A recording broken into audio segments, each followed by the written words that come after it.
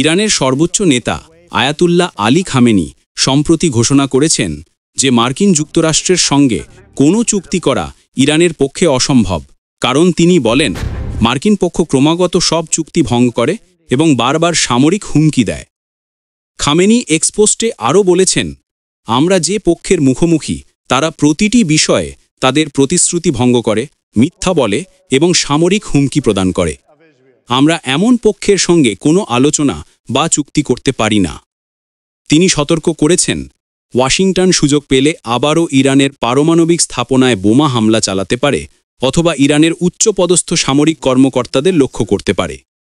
এর আগে জাতিসংঘের নিরাপত্তা পরিষদ রাশিয়া ও চীনের প্রস্তাবিত খসড়া প্রস্তাব প্রত্যাখ্যান করেছে। এই খসড়ায় ইরানের পারমাণবিক চুক্তি সমর্থনের জন্য 6 মাসের সময়সীমা বাড়ানোর দাবি জানানো হয়েছিল।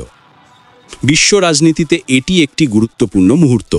বিশেষজ্ঞরা বলছেন, এই পরিস্থিতি ইরান এবং যুক্তরাষ্ট্রের মধ্যে উত্তেজনা বাড়িয়ে দিচ্ছে এবং আন্তর্জাতিক নিরাপত্তা, পারমাণবিক স্থাপনার নিরাপত্তা এবং কূটনীতির উপর গভীর প্রভাব ফেলতে পারে।